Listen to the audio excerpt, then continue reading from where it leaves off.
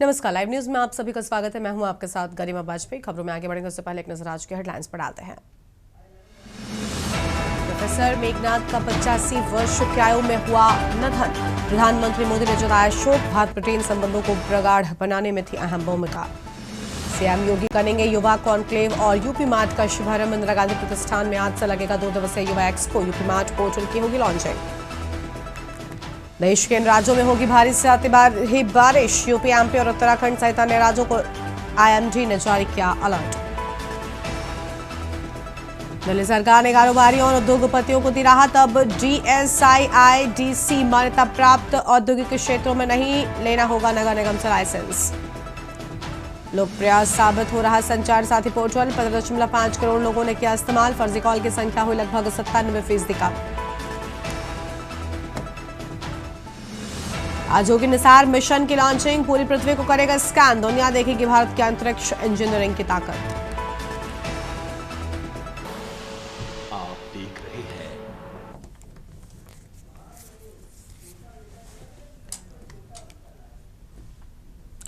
रुक लेते हैं खबरों की ओर। डिंडोरी के करंजिया विकासखंड से शासन और प्रशासन को आईना दिखाने वाली एक तस्वीर सामने आई है। यहां राजस्थान के झालवाड़ में हुए हादसे के बाद 2 प्राथमिक स्कूलों के महिला शिक्षकों ने स्कूल की जर्जर भवनों में ताला जड़ दिया और सरकारी भवन के बजाय अपने घरों में स्कूल का संचालन शुरू कर दिया।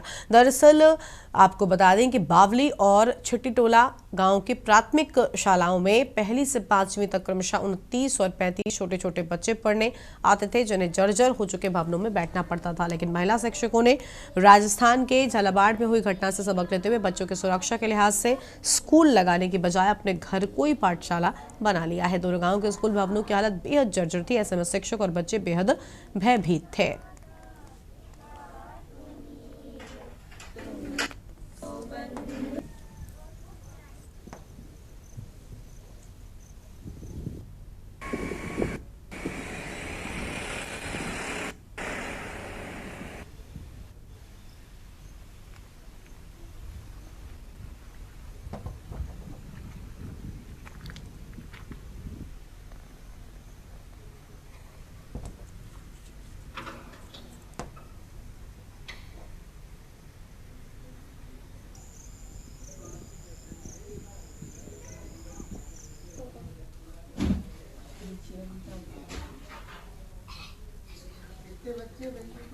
यहाँ पे 35 है।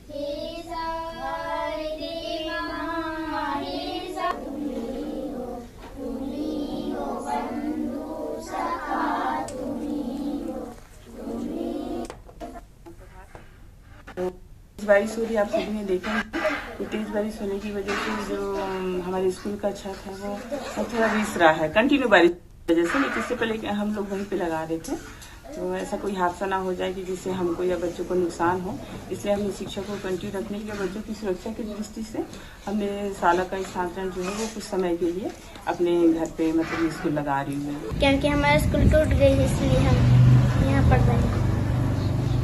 क्या होता है स्कूल में? पूरा पानी गिर रहे हैं इसलिए। तो पानी गिरने से क्या होता है? पूरा नीचे पानी भर जाते हैं और कापी किताब भी फिल जाते हैं। जी, हमारे वहाँ की शाला छिट्टीटोला में जो छत है वो क्षतिग्रस्त है और फिर टपक रहा है पानी। वहाँ बच्चों की बैठने योग्य नहीं है और इस वजह से हम शाला समिति के प्रस्ताव रख के और फिर इसको वहाँ डीओ ऑफिस में जमा कर दिए हैं। उसकी अनुमति लेकर के हम अपने घर में स्कूल का संचालन कर रहे हैं। स्कूल में पानी टपक रहा है, बरसात में कपड़े भीग रहे हैं, पुस्तक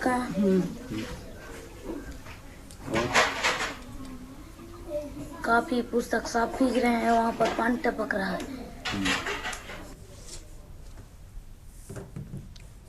नागरिक अस्पताल अंबाला शहर का फिजियोथेरेपी सेंटर, जो कि मरीजों को राहत देने के उद्देश्य से शुरू किया गया था, आज खुद ही एक बड़ी समस्या बन चुका है। आपको बता दें कि अस्पताल में लाखों रुपए की लागत से खरीदी गई अत्याधुनिक मशीनें लंबे समय से खराब पड़ी हैं और मरीजों को इनसे कोई भी लाभ नहीं मिल पा रहा है। ट्रैक्शन MWD नाम की 2 मशीनें, जो सर्वाइकल, कमर और कंधे के दर्द में राहत देने के लिए बेहतर कारगर मानी जाती हैं, बिना इस्तेमाल की शोपीस बनी हुई हैं। और इसी तरह डिजिटल शॉर्टवेव डायथर्मी मशीन, जो कि मसल्स पेन और मसल पुल जैसी समस्याओं में हीट और अल्ट्रासोनिक थेरेपी प्रदान करने में सक्षम है, अब काम नहीं कर रही है। मरीजों का कहना है कई बार शिकायत के बावजूद अस्पताल प्रशासन ने कोई ठोस कदम नहीं उठाया।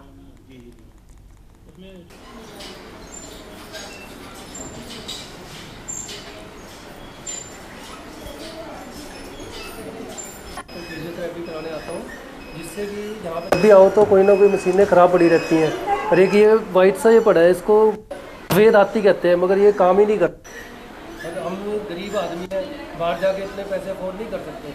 हम कम से कम रेट में आते हैं कि फ्री में हमारा इलाज हो जाए। मैं यहाँ पे एज ए पेशेंट हूँ, तो यहाँ पे हम अपना फिजियोथेरेपी कराने के लिए आते हैं। 2 मशीनें काफ़ी टाइम से ख़राब हैं और बहुत बार हम बोल चुके हैं, तो और भी पेशेंट परेशान होते हैं, पेशेंट हैं उनको पैसे खर्चने पड़ते हैं। तो हमारी ये सरकार से निवेदन है, हाथ जोड़कर इनको जल्दी से जल्दी ठीक करवाएं। देखिए, जैसा आप खुद बता रहे हैं कि फिजियोथेरेपी बहुत ही इम्पोर्टेंट हमारे एक पार्ट है आजकल। तो चाहे वो ऑर्थोपेडिक्स केयर हो, जेरिएट्रिक केयर हो, कुछ भी, अगर उसके अंदर मशीन्स खराब हैं, जैसे बेड्स खराब हैं या हीटिंग मशीन जो उसके अंदर है खराब, तो उसको तुरंत प्रभाव से मैं PMO मैडम से भी बात कर लेता हूँ और उसको ठीक कराने के निर्देश जारी कर देता हूँ।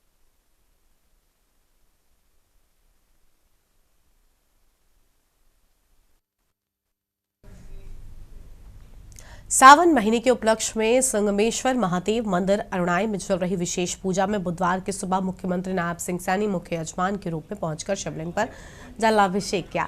मंदिर के सचिव व प्रबंध महंत विश्वनाथ गिरी व सेवादल प्रबंधक भूषण गौतम ने बताया कि मुख्यमंत्री सुबह 9 बजे से पहुंचकर 11,000 बेलपत्रों से बाबा भोलेनाथ का रुद्राभिषेक किया।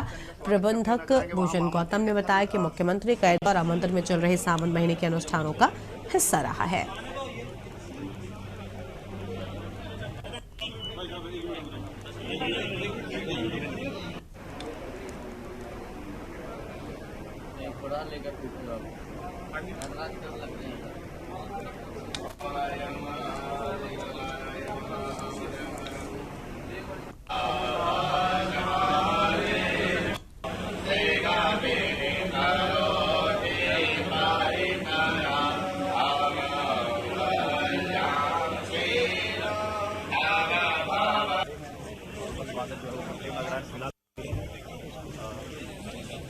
मंदिर सेवा की जगह पर हरियाणा के मुख्यमंत्री नायब सैनी जो वो पहुंच चुके हैं।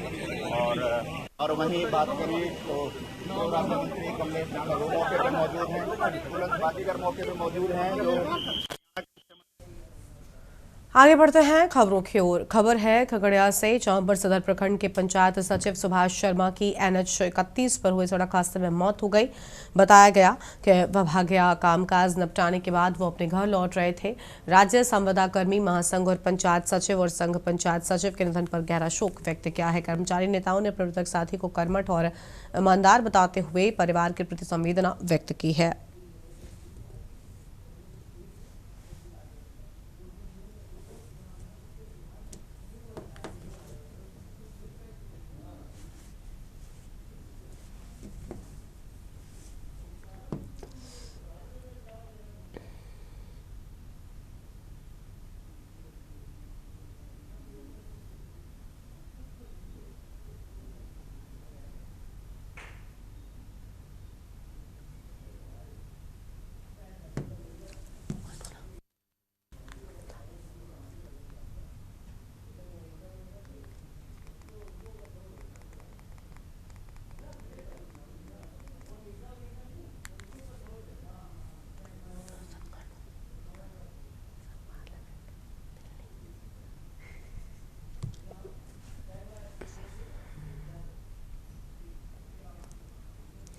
और कानपुर के चकेरी थाना क्षेत्र अंतर्गत पटेल नगर स्थित कच्ची बस्ती में आपको बता दें कि एक दिल दहला देने वाला मामला सामने आया है। यहां पर खेल खेल में एक 11 वर्षीय बच्चे ने अपने 15 वर्षीय दोस्त सुरजीत की जान ही ले ली। घटना के बाद इलाके में सनसनी फैल गई। मृतक के परिवार में कोहराम मच गया।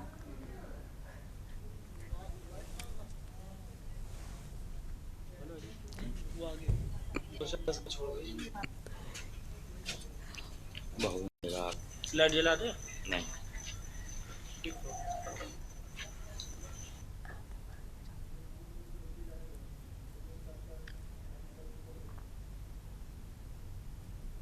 कोई दिक्कत नहीं। हाँ, उसने कहा कोई नदीम थे, वो कह रहे तुम परेशान हो, तुम्हारा मौला क्या कर रहा है।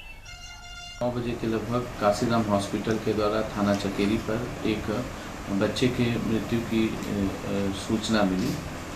इस सूचना के बाद थाना चकेरी की पुलिस मौके पर पहुंची और इसमें जो प्रारंभिक जांच से जो तथ्य प्रकाश में आए हैं उसमें ये है कि एक बच्चा जिसका नाम सुरजीत है, वह एक कंपनी जो स्मॉल स्केल यूनिट है जो पटेल नगर में स्थित है, वहाँ उसमें एक और बच्चा जिसका नाम राज है, दोनों बच्चे वहाँ खेल रहे थे।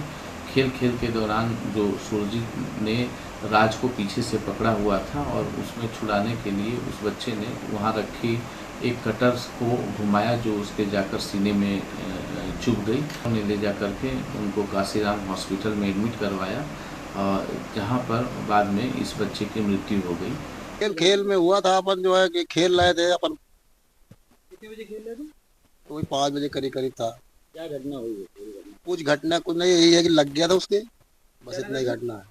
वो कतरनी होती है धागा काटने वाली, वो लग गई। मतलब खेल में ऐसे किया। पहले ले गए थे प्राइवेट में, यहाँ पे मतलब ले गए, अभी आ रहे तो वहाँ पे काशीराम ले गए। फिर काशीराम में जो है सुई लगाया और जो है वो क्या बोलते हैं उसको, ब्लड प्रेशर वो चेक करने के लिए वो अपना किया। जो है करने के बाद फिर जो है सर उसे आराम मिला। फिर थोड़ी देर के बाद जो है पानी मांगा, पानी बात किया, पानी मांगा, पानी लेके गया, पानी नहीं पिया। फिर वो जो है शरीर हिलने लगा। ढिंडोरी जिले के बजाग विकासखंड में सिंगार सती एकीकृत माध्यमिक शाला भवन का छज्जा बीती रात को अचानक भरभरा कर गिर गया। आपको बता दें कि स्कूल में पहली से लेकर 8वीं तक के सैकड़ों बच्चे पढ़ते हैं और इस घटना के वक्त स्कूल बंद था, वरना क्या होता ये सोच कर भी लोगों को डर लगता है। ढिंडोरी जिले में ऐसे कई स्कूल हैं जिनकी इमारतें जर्जर स्थिति में है, लेकिन मरम्मत की फुर्सत किसी को नहीं है।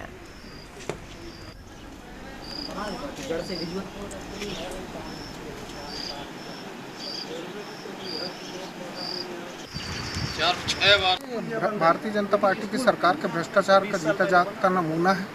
रिपेयरिंग के नाम पर करोड़ों रुपए जिले में आता है और पूरा पैसा कहाँ जाता है, किस अधिकारी और किस नेता की जेब में जाता है, यह जांच का विषय है। आज यदि ये घटना रात में न होकर दिन में हुई होती तो निश्चित रूप से कोई बड़ी घटना का रूप ले सकती थी। जैसे राजस्थान में अनेकों अनुसूचित जनजाति के बच्चे मर गए, कई बच्चे घायल हो गए। तो आदिवासी क्षेत्रों में भ्रष्टाचार करने का लाइसेंस भारतीय जनता पार्टी के नेताओं और अधिकारियों के पास है। अधिकारियों से बात करो तो कहते हैं फंड नहीं, और नेताओं से बात करो तो कहते हैं कि हम 4 करोड़ बस्ती विकास का भेजते हैं। तो आखिर वो पैसा जाता कहाँ है? चाहते हैं कि शासन इसके लिए जो है तत्काल व्यवस्था करे, क्योंकि अगर स्कूल लगा होता तो क्या होता, क्या हकीकत हो जाती। इसलिए यहाँ जो है बच्चों के लिए पूरा तत्काल व्यवस्था की जाए। क्षेत्र के आदिवासी बच्चों के साथ तो गलत हो रहा है। एक विभाग नहीं, हर विभाग में। कब गिरा है ये? रात में गिरा होगा। अगर दिन में गिरता तो बहुत बड़ी घटना हो जाती। कल तक स्कूल लगा था क्या यहाँ? हाँ, कल लगा है स्कूल। कौन से स्कूल लगता है यहाँ? मिडिल स्कूल लगता है, प्राइमरी भी लगता है। यही कहना चाहते हैं, अगर स्कूल लगा होता और बच्चे यहाँ आना जाना, यहाँ सर भी बैठते हैं यहीं जहाँ गिरा है, तो आज उनकी स्थिति क्या बनती, कितना बड़ा नुकसान हो जाता। और आज की स्थिति में हमारे पास स्कूल बैठने के लिए भी नहीं है, बच्चे कहाँ जाके पढ़ेंगे? आपके बच्चे यहाँ आते होंगे, पढ़ते हमारे होंगे? बच्चे हैं, मेरे 2 बच्चे हैं। तो निश्चित है उनकी जान को जोखिम है। जोखिम है भैया, जोखिम है। और बिल्डिंग की क्या स्थिति है? स्थिति भैया बहुत खराब है इस बिल्डिंग की।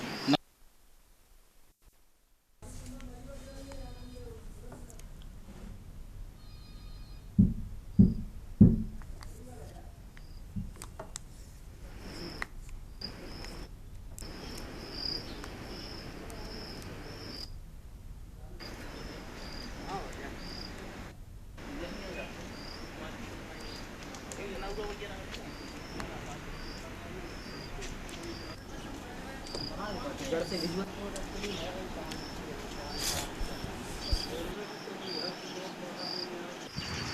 6 बार साल बना मेरे पास तो तोड़वाने का वो तो भाग से तोड़वाए नहीं है हम लोग।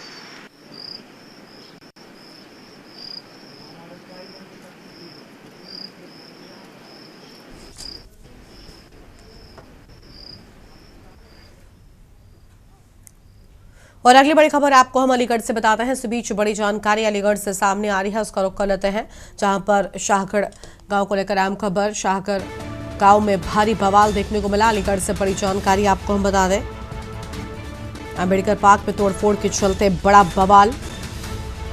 अहम जानकारी आपको हम बता रहे हैं,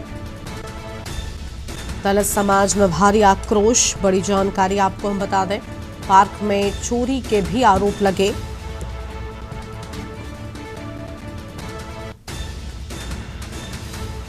बड़ी जानकारी आपको हम बता रहे हैं, आक्रोशित लोगों ने जेसीबी में की तोड़फोड़।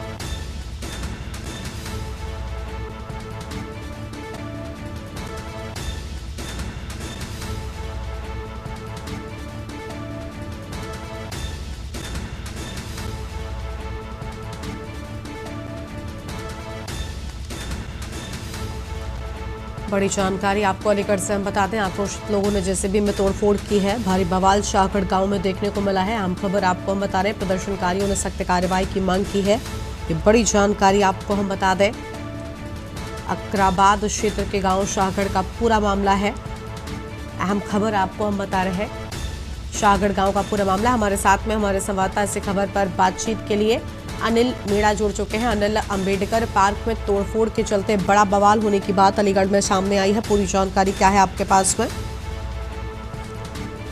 अकराबाद थाना क्षेत्र के शाहगढ़ गांव का मामला है, जहां की अंबेडकर पार्क में भूमि के बोर्ड को तोड़कर गायब करने का आरोप लगाकर दलित समाज के लोगों ने भारी आक्रोश किया है। और आक्रोश के साथ साथ अगर बात की जाए तो दलित समाज के लोगों का आरोप है कि जेसीबी के द्वारा अंबेडकर पार्क में तोड़फोड़ की गई है और चोरी करने का आरोप लगाया है। हालांकि जो ग्रामीण है उन्होंने आक्रोशित होते हुए जो जेसीबी है उसमें काफी तोड़फोड़ की है और काफी जो जेसीबी चालक है उसके साथ मारपीट करके उसे लहूलुहान भी करते हैं। हालांकि दलित जो घटना की जानकारी मिलते ही कई थानों का पुलिस वहां मौके पर पहुंचा है।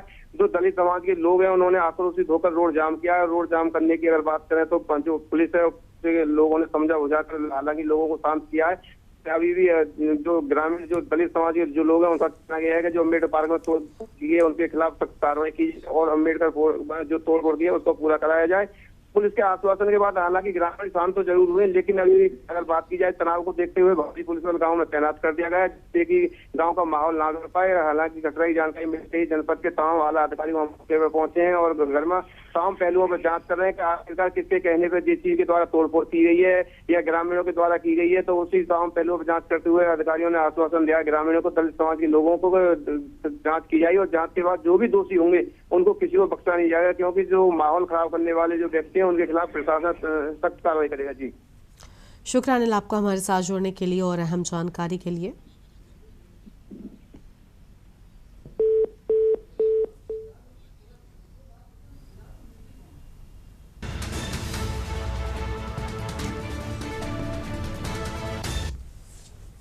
एक छोटे से ब्रेक के लिए हम पर रुकते हैं, चल लौटेंगे। आप देख रहे हैं के न्यूज़, खबरों का सारथी। ब्रेक के बाद आप सभी का स्वागत है। खबर है मुरैना से, जहां पर चंबल नदी का जलस्तर बढ़ने से पानी से घिर गया इंद्रजीत का पूरा। गर्भवती महिला को हुई प्रसव पीड़ा तो एसडीआरएफ की टीम ने रेस्क्यू किया, होमगार्ड्स ने भी सहयोग किया और अंबाह तहसील के अंतर्गत इंद्रजीतपुरा का ये पूरा मामला है। चंबल का जलस्तर बढ़ने पर गांव का संपर्क भी टूट गया है।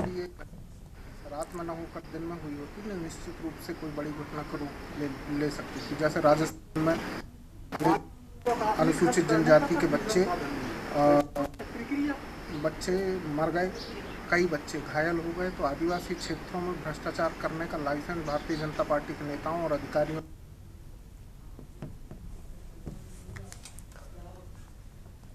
देश में कुपोषण की बढ़ती समस्या के बीच एक राहत भरी खबर सामने आई है। चंद्रशेखर आजाद कृषि एवं प्रौद्योगिकी विश्वविद्यालय कानपुर के वैज्ञानिकों ने गेहूं की एक विशेष प्रजाति K1317 विकसित की है, जिसमें जिंक और आयरन जैसे आवश्यक सूक्ष्म पोषण तत्व भरपूर मात्रा में मौजूद है। ये प्रजाति देश के लोगों को बेहतर पोषण उपलब्ध कराने में महत्वपूर्ण भूमिका निभाएगी। और साथ ही आपको बता दें कि CSA विश्वविद्यालय के अनुसंधानकर्ताओं ने इस प्रजाति को वर्षों की मेहनत और फील्ड ट्रायल के बाद तैयार किया है। विश्वविद्यालय ने अब भारतीय गेहूं एवं जौ अनुसंधान संस्थान के साथ समझौता किया है। CSA कुलपति डॉक्टर आनंद कुमार सिंह ने कहा कि ये प्रजाति न केवल स्वास्थ्य के लिए लाभकारी है, बल्कि किसानों को भी अधिक उत्पादन और मुनाफा देगी। इसका बीज कम समय में तैयार होता है और कम लागत में अधिक लाभ देता है। आने वाले महीनों में इसका राष्ट्रीय स्तर पर ट्रायल भी कराया जाएगा।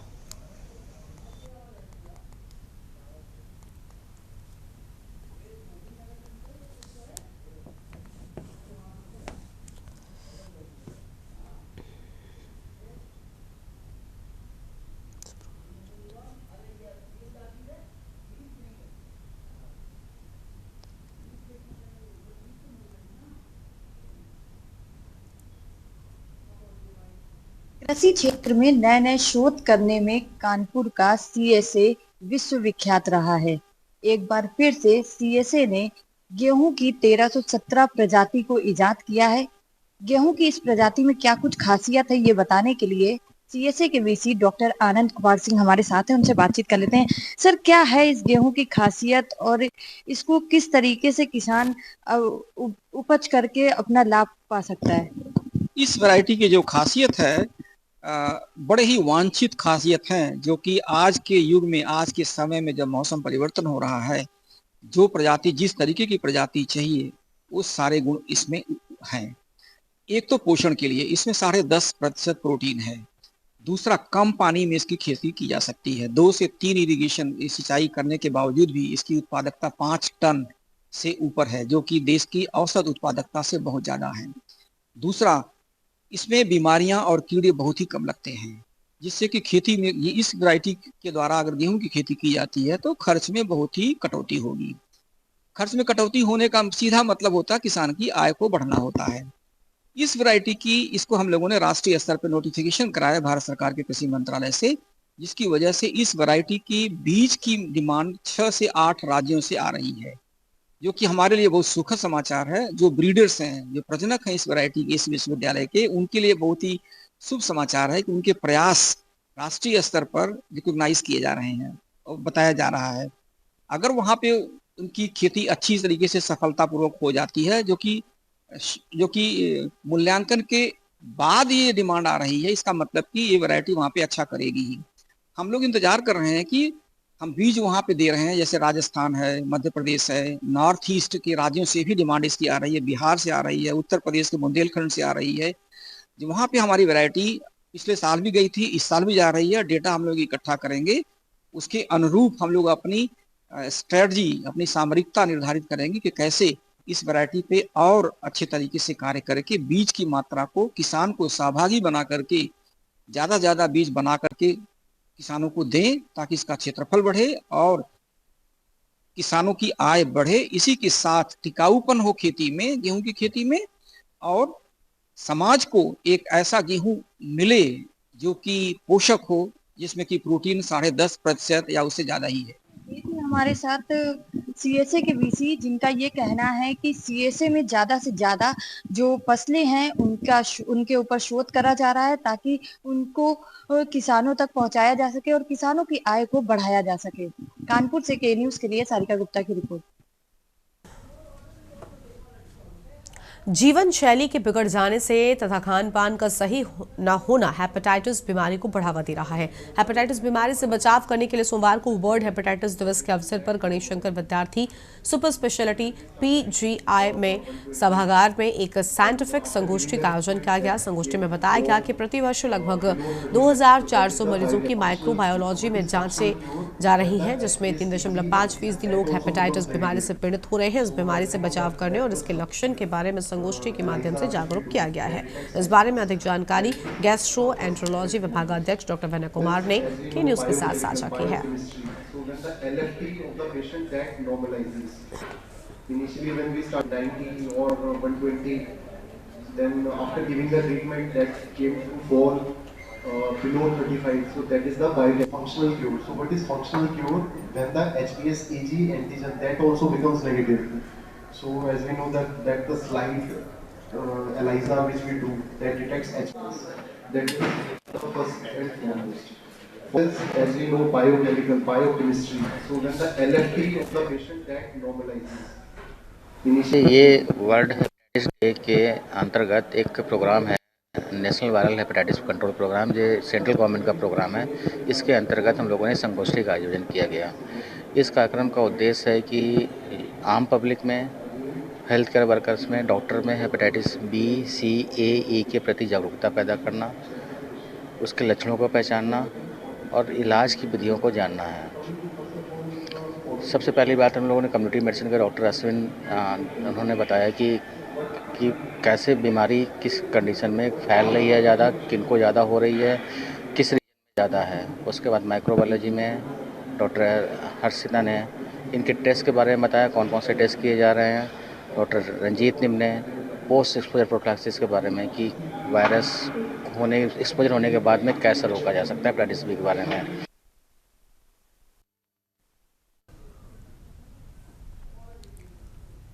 और अगली खबर मथुरा से है, जहां पर बरसाना में श्री राधा रानी मंदिर मार्ग पर दो पक्षों के बीच हुए लाठी डंडों के संघर्ष ने तीर्थ नगरी की शांति को झकझोर दिया है। घटना उस समय हुई जब वशभड़ जी मंदिर और अष्ट सखी मंदिर की सेवा करने वाले दो दुकानदार पक्षों के बीच किसी बात को लेकर विवाद हो गया। देखते ही देखते दोनों ओर से जमकर लाठी डंडे चले, ईंट पत्थर भी चलने लगे। घटना का वीडियो सोशल मीडिया पर वायरल हो गया है।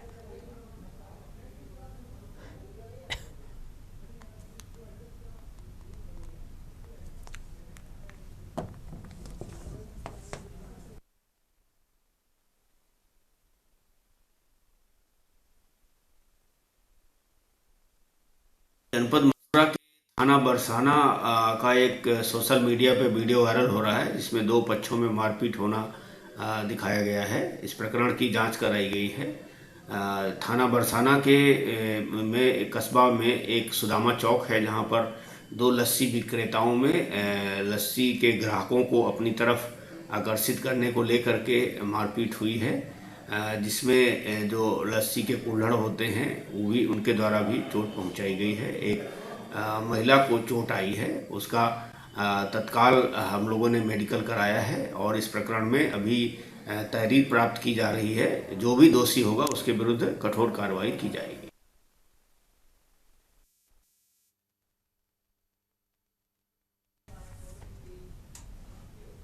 अगली खबर हरदोई से है, जहां पर मलावा क्षेत्र में रविवार की रात दलदला देने वाली वारदात में बदमाशों ने ताजुद्दीन उर्फ शानू को गोली मार दी। शानू नगर पालिका के पूर्व चेयरमैन के प्रतिनिधि का करीबी बताया जाता है। हैरानी की बात यह रही कि गर्दन में गोली लगने से के बावजूद घायल शानू ने हिम्मत नहीं हारी और खून बहाते हुए भी वो बाइक चलाकर खुद पेट्रोल पंप तक पहुंचा। वहां पहुंचकर उसने साथियों को बताया कि उसे गोली मारी गई है। पूरी घटना कैमरे में कैद हो गई, जिसका वीडियो अब सोशल मीडिया पर वायरल हो रहा है। घायल शानू को मल्लावा CHC से लखनऊ ट्रामा सेंटर रेफर किया गया। उसकी हालत खतरे से बाहर बताई जाती है। पुलिस ने मामला दर्ज कर जांच शुरू कर दी है। एक युवक शानू के गोली लगने से घायल होने की सूचना प्राप्त हुई। प्राप्त सूचना पर पुलिस तत्काल मौके पर पहुंची। घायल युवक को बेहतर इलाज हेतु लखनऊ ले जाया गया है। डॉक्टरों द्वारा उसकी स्थिति को बेहतर बताया गया है। घटना की जांच हेतु पुलिस टीमों का गठन किया गया है। घटना के परिस्थितियों की गहनता से जांच की जा रही है। फोरेंसिक टीम द्वारा घटनास्थल का निरीक्षण किया गया है। प्रकरण में अन्य आवश्यक वैधानिक कार्रवाई प्रचलित है। जालौन के कालपी तहसील से बड़ी खबर है, जहां पर सरिया चोरी में लब तकेरों से पुलिस की मुठभेड़ हो गई। मुठभेड़ में एक बदमाश के पैर में गोली लगी, जबकि 3 ने मौके पर ही सरेंडर कर दिया। पुलिस अधीक्षक डॉक्टर दुर्गेश कुमार के मुताबिक देर रात कालपी पुलिस, SOG और सर्विलांस टीम की संयुक्त कार्रवाई में ये मुठभेड़ हुई है।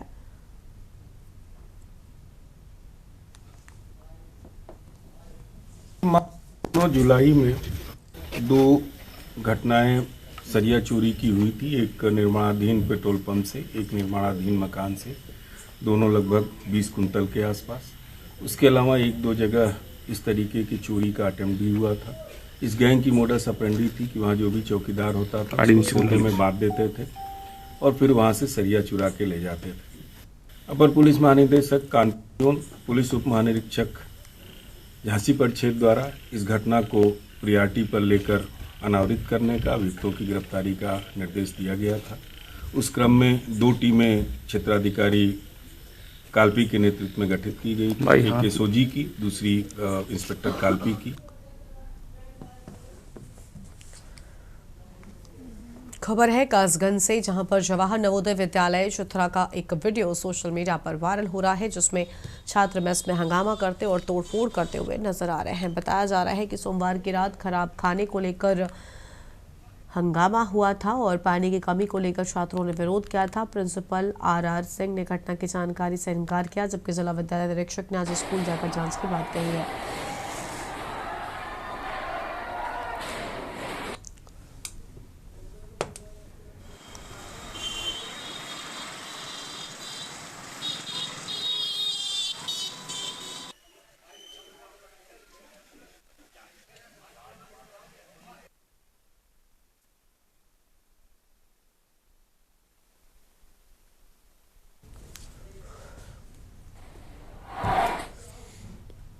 और अगली बड़ी खबर बुलंदशहर से आपको बताते हैं, जहां पर खुर्जा में भव्य शोभा यात्रा, भोलेनाथ की भव्य शोभा यात्रा का आयोजन, निकाली गई आकर्षक झांकियां, श्रद्धा और आस्था का सैलाब उमड़ा।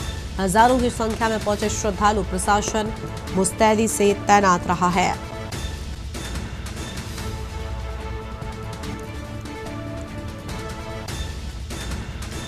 बड़ी जानकारी, श्रद्धा और आस्था का सैलाब देखने को मिला।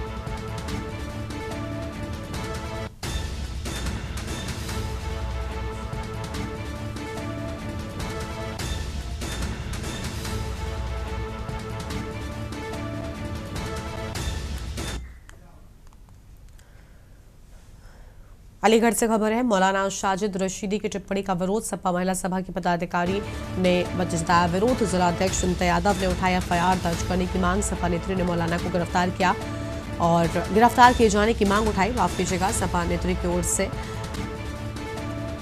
गिरफ्तार किए जाने की मांग उठाई गई है। सपा नेत्री ने मौलाना को गिरफ्तार किए जाने की उठाई मांग। एसएसपी कार्यालय पहुंची सपा महिला सभा की पदाधिकारी। अहम जानकारी आपको हम बता रहे हैं।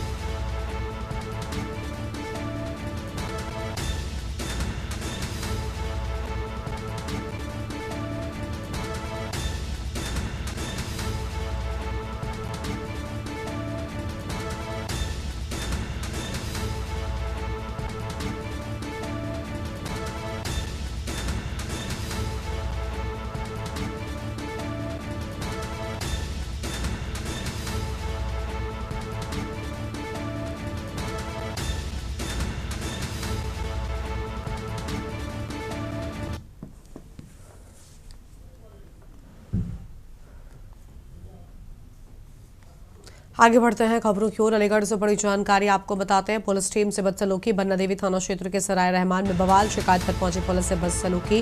दरोगा और सिपाही की फाड़ी वर्दी। किराएदारी विवाद के चलते हंगामा। बड़ी जानकारी आपको हम बता रहे हैं।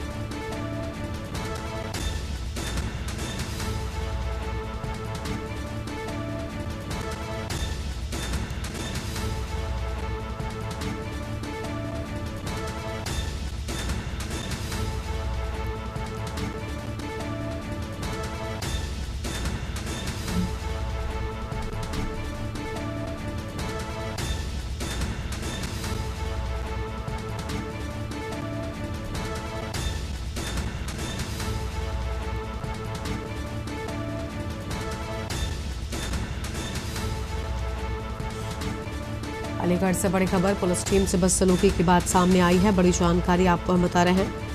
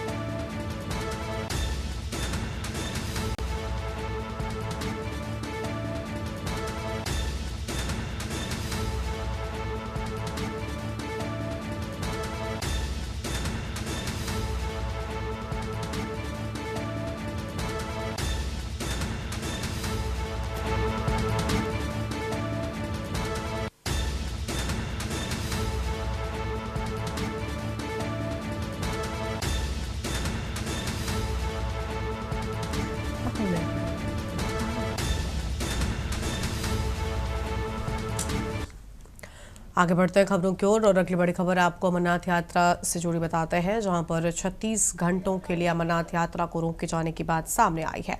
बड़ी जानकारी आपको हम बता रहे हैं। आपको बता दें कि अलर्ट भी जारी किया गया है और 36 घंटे के लिए फिलहाल इस यात्रा को रोका गया है। इस पर और विस्तार से बात करेंगे, लेकिन उससे पहले एक ब्रेक के लिए यहाँ पर रुकते हैं।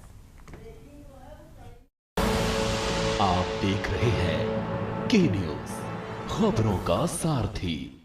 ब्रेक के बाद आप सभी का स्वागत है और अमरनाथ यात्रा से जुड़ी अहम खबर आपको हम बताते हैं, जहां पर 36 घंटे के लिए तेज बारिश की वजह से अमरनाथ यात्रा को रोका गया है। जम्मू से बड़ी जानकारी आपको बता दें, भारी बारिश का कहर लगातार जारी है। अहम खबर आपको हम बता रहे हैं और अमरनाथ यात्रा अस्थायी रूप से रोके जाने की बात सामने आई है। अहम खबर आपको हम बता दें।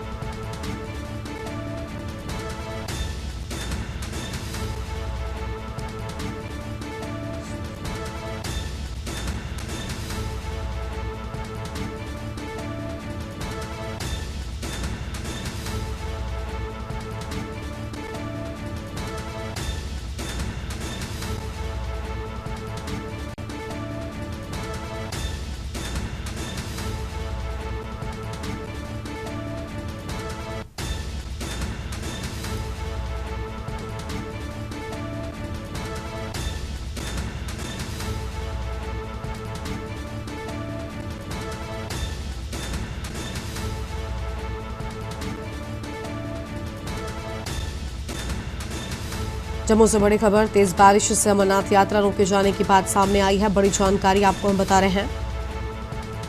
भारी बारिश का कहर लगातार जारी है। अहम खबर आपको हम बता दें।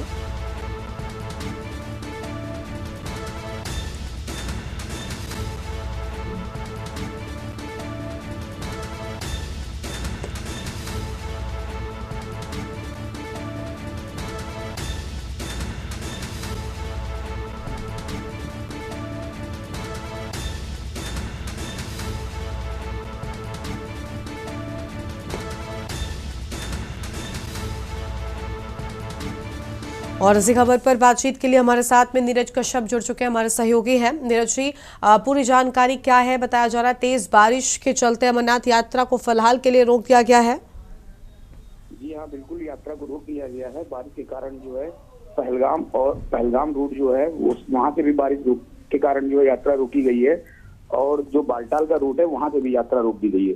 जी बिल्कुल। तो जो श्रद्धालु यात्रा मार्ग पर थे, फिलहाल क्या उन्हें भी सुरक्षित स्थानों पर भेजा गया है? उन्हें आगे नहीं बढ़ने दिया जा रहा है? जी हाँ, जहाँ पे बेस कैंप बनाए गए हैं, बालटाल में जो बेस कैंप है वहाँ पे रोक दिया गया है, और पहलगाम का भी जो बेस कैंप है वहाँ पे भी यात्रियों को ठहरा दिया गया है। शुक्रिया आपका हमारे साथ जुड़ने के लिए, अहम जानकारी के लिए। बड़ी खबर आपको हम जम्मू से बता रहे हैं, जहाँ पर भारी बारिश के चलते यात्रा को रोके जाने की बात सामने आई है।